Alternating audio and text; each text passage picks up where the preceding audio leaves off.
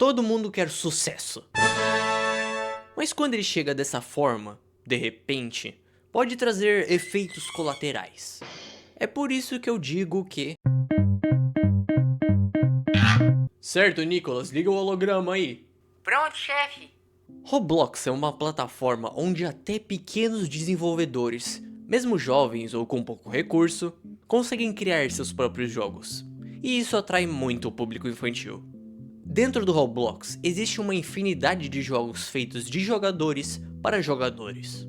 Jogos de anime são populares, mas para evitar processos como no caso do Pokémon Brick Bronze, os devs geralmente dão um jeitinho, trocam os nomes e redesenham os personagens, só para enganar o algoritmo. Ô chefe, que personagens são esses? O jogo não era de Naruto? Ué, como você não conhece o personagem Jiosenko e Banka Yakuma de Naruto? Ah, é que faz muito tempo que eu assisti, então eu não lembro tanto assim. Um dos animes que mais recebe jogos dentro do Roblox é One Piece. Vários desenvolvedores colocaram suas próprias visões sobre como um jogo de One Piece MMO deve ser. E olha que existe até jogos licenciados, como One Piece Grand Arena, um Battlegrounds, e One Piece East Blue Brawls, um jogo desastroso que tentou acompanhar o hype da série. Mesmo com jogos oficiais, os que mais recebem atenção são os feitos por fãs, porque os dois até podem ter o mesmo objetivo, que é ganhar dinheiro. Mas diferente de uma empresa, desenvolvedores indies podem se arriscar mais e trazer o que de fato os jogadores querem. Durante muito tempo, o jogo de One Piece que mais recebeu visibilidade dentro da comunidade foi o Blox Fruit, que até hoje tem sua comunidade de jogadores bem sólida. Nossa, uns 300 mil simultâneo? Isso é mais jogador online do que muito jogo da Steam. Pois é, Nicholas, mas não se engane, o jogo tá longe de ser uma obra-prima. A primeira coisa que as pessoas notam em um jogo, definitivamente é os gráficos, e aqui deixam bastante a desejar. Mas isso não seria um problema, um jogo pode ser tecnicamente bom, mesmo tendo gráficos simples, mas tecnicamente falando, o jogo também sofre. Grinding cansativo, progressão lenta, balanceamento ruim, visual bagunçado e até mecânicas pay to win. Nossa, pra que tanta gente joga isso? Parece até armadilha. É que esses problemas não são exclusivos desse jogo. Vários dos jogos de One Piece têm esse mesmo problema. Tá, mas por que ele se destaca? Isso não tem uma resposta concreta. Talvez seja a mistura certa no momento certo. Mesmo com um grind repetitivo, o jogo consegue viciar ao recompensar o jogador com frequência. Os jogadores sentem que sempre estão avançando, e isso cria dependência e motivação. Os gráficos simples também jogam a favor. O jogo roda em quase qualquer celular, e apesar dos bugs, as atualizações frequentes mantêm a comunidade engajada. Ainda que não seja o jogo mais antigo de One Piece dentro do Roblox, tempo jogado vira memória afetiva, como qualquer jogo online. E para completar, ele é um jogo de One Piece e multiplayer. E você, chefe, gosta desse jogo? Tá doido, Nicholas? Eu tenho mais o que fazer, cara. O jogo é muito feio e parece que todo o desenvolvimento é arrastado. Mas quem sou eu para criticar? O meu primo, que tem minha idade, gostava e já jogou bastante. Mesmo com esse trono que parece intocável, existiu um jogo que os jogadores gostavam de dizer coisas como: melhor que Blox Fruit, melhor jogo de One Piece. Um dia esse jogo vai passar Blox Fruit. E aí, ficou bom, chefe? Ficou ótimo, boa. Grand Piece Online. Muitas pessoas se referem a ele como o GPO. O jogo apareceu do nada, sem marketing, sem hype, sem youtuber famoso. Particularmente, eu conheci o jogo por um amigo que jogou a primeira versão do jogo, e ele conheceu o jogo pelo próprio recomendado do Roblox, quase como um tesouro escondido. Algo que impressionou vários jogadores de cara foi seu nível de gráficos, e até designs menores, como as estruturas das ilhas, as interfaces, as animações. Em comparação com outros jogos de One Piece na época, tudo era limpo, suave. No início, só dava pra conseguir frutas de dois jeitos: pegando bounty para atrair navios, que matando seus respectivos capitões, tinham chance de dropar fruta, ou esperando elas spawnarem aleatoriamente nas árvores de cada 2 a 4 horas. Nossa, o que foi isso? Ah, é a notificação de que spawnou fruta. Poxa, chefe, não dá pra jogar isso sem fone não, tá doido? Então, por um lado, existia a recompensa por esforço, e pelo outro, a recompensa por pura sorte. Até mesmo uma fruta rara já era algo de se impressionar. Então imagine as lendárias. Talvez isso soe como um problema, mas isso tornava mais especial ter uma fruta. Você precisava escolher bem de acordo com o que você queria, porque resetar elas significava perda total de algo difícil de conseguir. E quantas frutas você comeu, chefe? Nicholas, que roupa é essa? Ah, é que você trocou de roupa, aí eu achei que seria interessante eu trocar também. Ai, tá. Comi só 2 frutas. Ah, só 2? Então tu jogou pouco, né? Joguei pouco? Joguei o suficiente pra virar funcionário público em alto mar, Nicholas. Como assim? Era tão difícil assim? Ah, eu poderia ter comido mais, mas era melhor não gastar, sabe? Eu e os meus amigos, a gente compartilhava a conta e ficava testando as frutas um dos outros. Então vontade eu não passei. Qual foi sua primeira, então? Goro Goro no Mi, a fruta do trovão, usada por Enel dentro do anime. Era boa em PVP e bem medíocre em grind. Já que você citou o grinding e o PVP, como eram esses dois? No começo, o grinding não era maçante. Até hoje é possível conseguir level máximo em uma semana, mas em relação a conteúdo, era bem repetitivo. Pegar uma quest, matar uma certa quantidade de NPC e conseguir o XP. Era esse mesmo ciclo durante horas. Mas tinha uma coisa que era interessante sobre o grinding. Como antes não era possível trocar itens, você só podia conseguir um item por conta própria. Em relação ao PVP, no começo era bem difícil de ter uma disputa interessante, por causa que o jogo tinha um sistema de pontos por nível, então você era limitado para escolher entre alguns dos atributos, e a maioria dos jogadores colocavam em fruta, o que resultava em uma disputa de quem tinha a fruta com o maior dano. Ei, oh, peraí. Pelo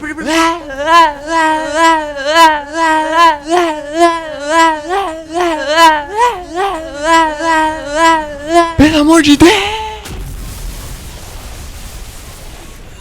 Exagerei, lindão? Não, ficou perfeito. Com o passar das atualizações, essas coisas foram mudando. O nível máximo foi aumentando gradualmente, dando maior liberdade para distribuir os pontos entre os atributos. Você precisava de uma estratégia na hora de montar sua build. As batalhas de frutas foram sendo polidas, porque em certo ponto, todo mundo sabia como reagir a cada ataque. O número de vida também aumentou. Apenas frutas não era o suficiente mais. Isto é, em batalhas de 1 contra 1, ou até 2 contra 2. Mas em combates de maior escala, existem várias estratégias sujas com frutas. O que você quer me mostrar, chefe? Isso, meu amigo, é uma armadilha para caçar bounty.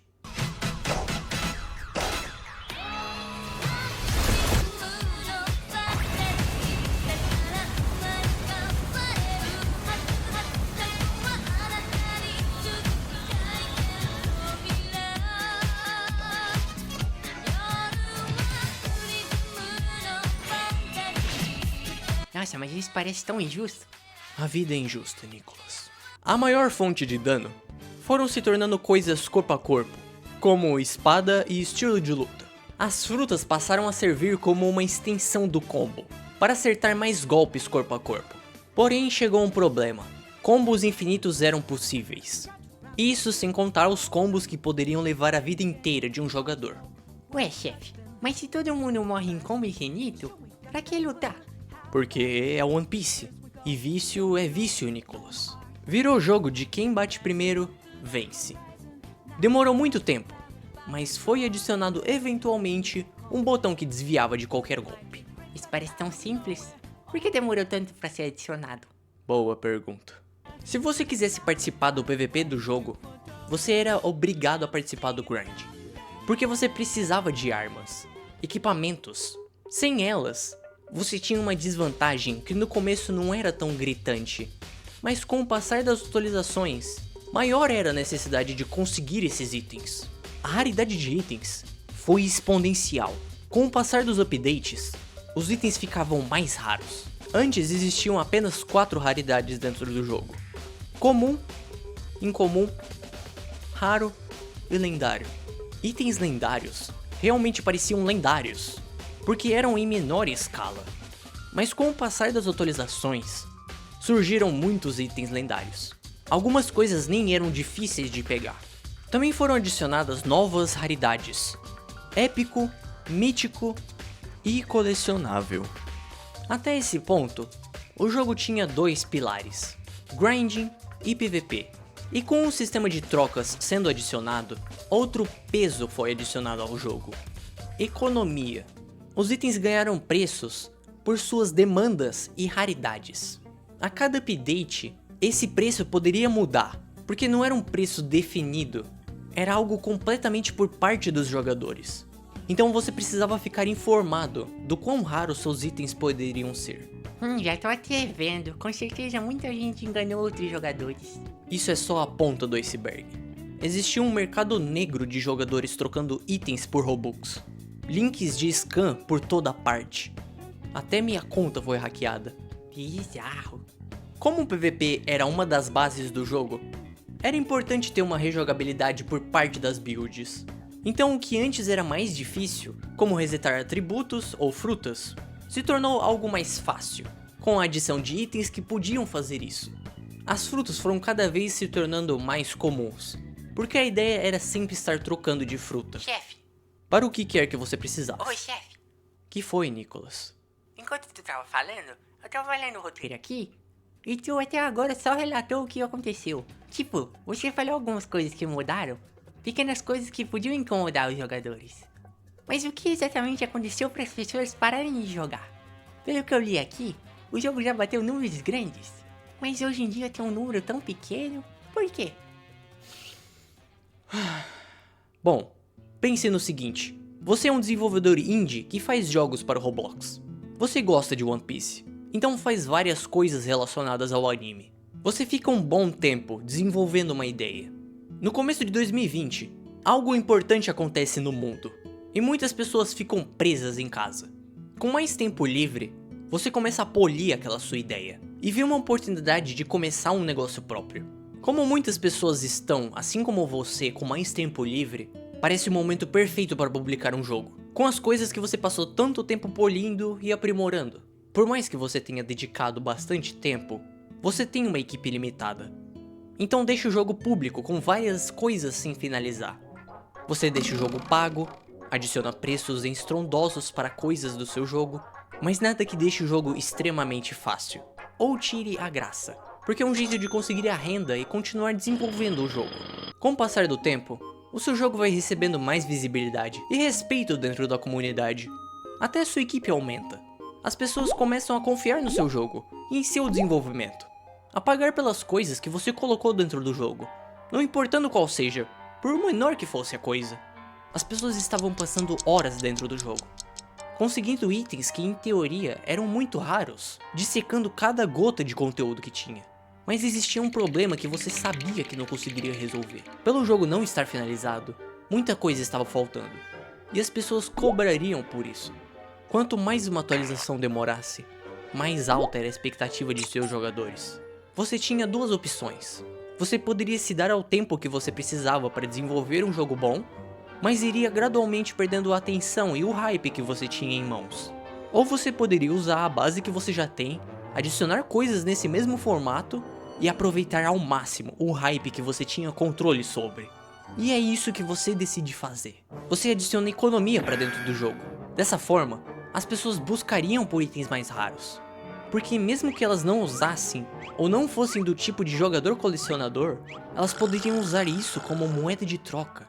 Você faz mudanças no seu sistema de raridade para que cada vez mais as pessoas fiquem mais satisfeitas ao conseguir um item que é lendário, mítico, colorido.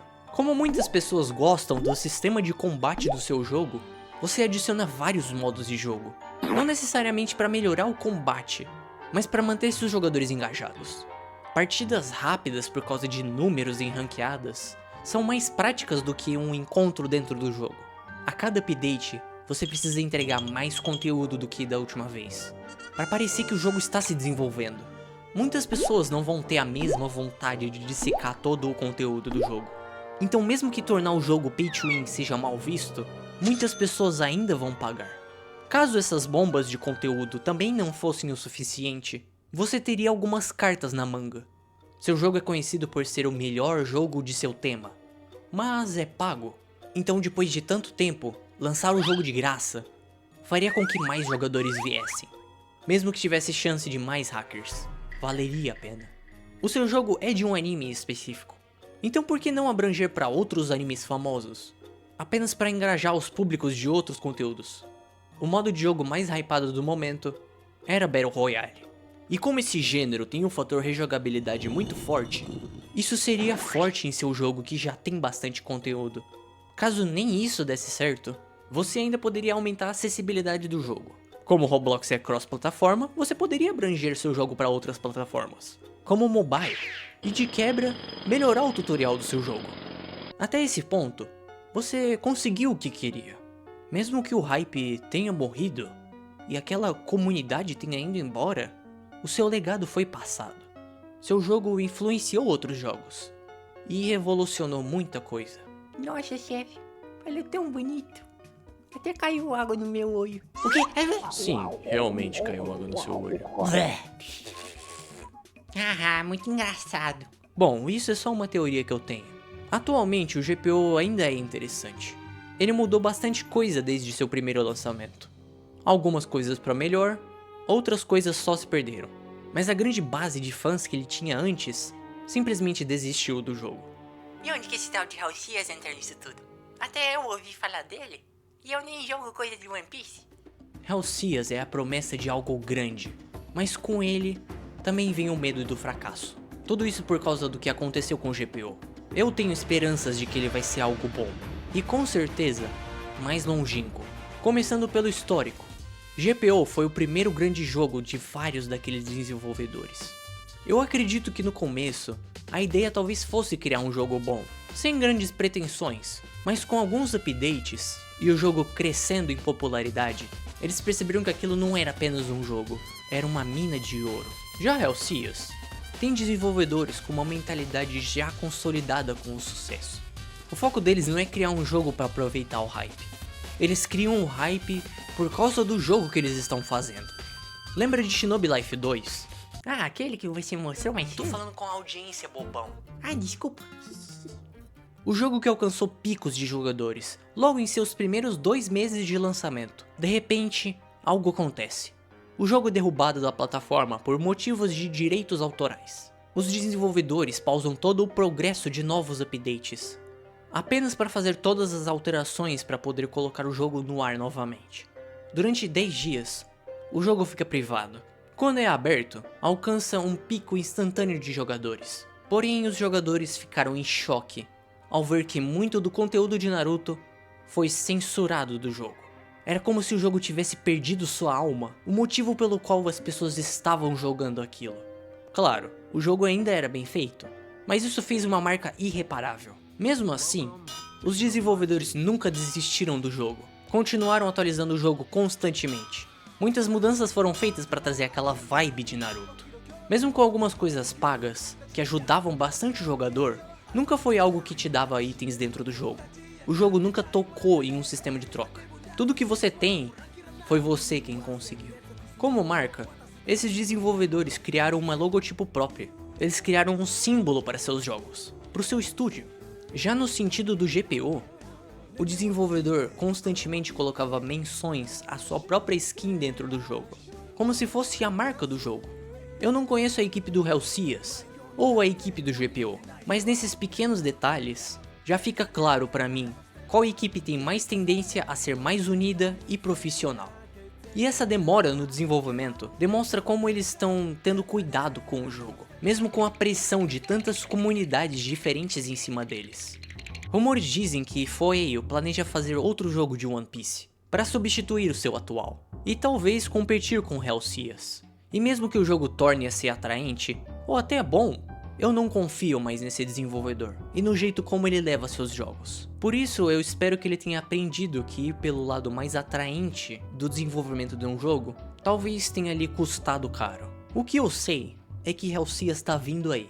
E se ele entregar o que promete, muita coisa vai mudar. Então já sabe, né? Fique esperto, foi. foi.